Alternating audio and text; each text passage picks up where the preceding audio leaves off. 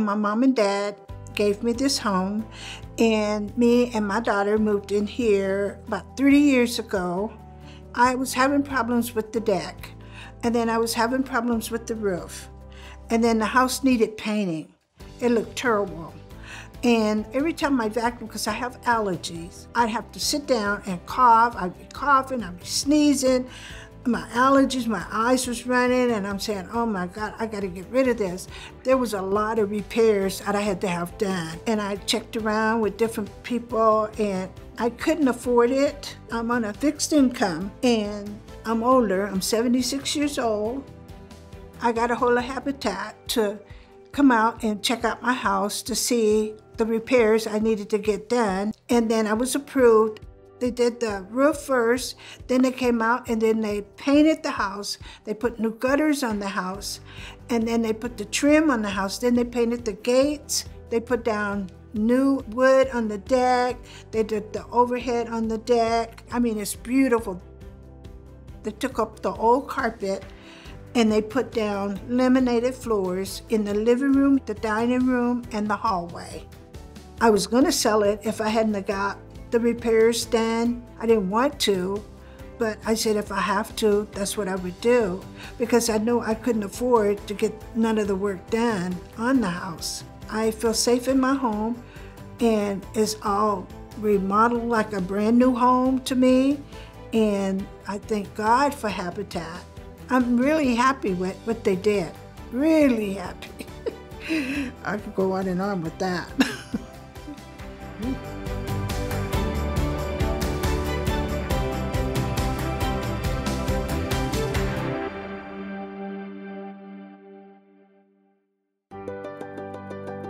I've been volunteering for Habitat for about 20 years.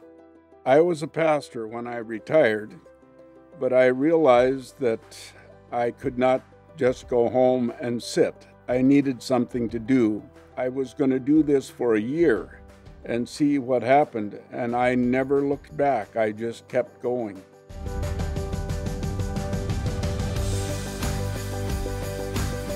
What I observed about people getting a home through Habitat for Humanity is they were believing that they could never own a home. And then Habitat for Humanity came along and showed them a path where it could be possible. When they finally were able to receive the keys to their home was just overwhelming. There were tears and everything, you know, they just couldn't believe it.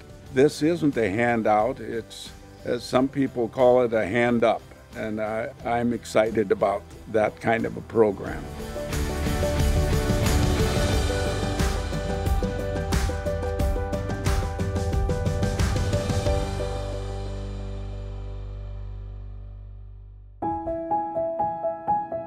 My mother escaped the civil war in Somalia and came into the city of Seattle in 1992 with just the clothes on her back and a couple of personal items. And my dad came in 1994, and he came from Kenya. So Abdi's 28, I'm 25. Then we have a younger brother, Ahmed, he is 24. Then we have another brother named Yusuf, he's 22, and Abdul's 20. And then our youngest sister, Fahima, she's 14.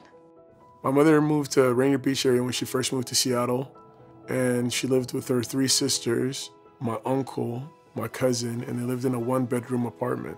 We got pretty much shifted out of the house because my little brother was born and there's too many people in the apartment. And then we moved to a house. The rent was hiking up, and my parents wanted a house that they could say is theirs. My dad ran a restaurant in Rainier. My mom worked at night, and she used to come in the mornings and make us breakfast and send us off to school. And then she would spend the day with my dad and help him run their business. Somebody came in talking about Habitat Humanity. She took that initiative and was like, I'm gonna go figure out what this person is talking about and if I can benefit my family.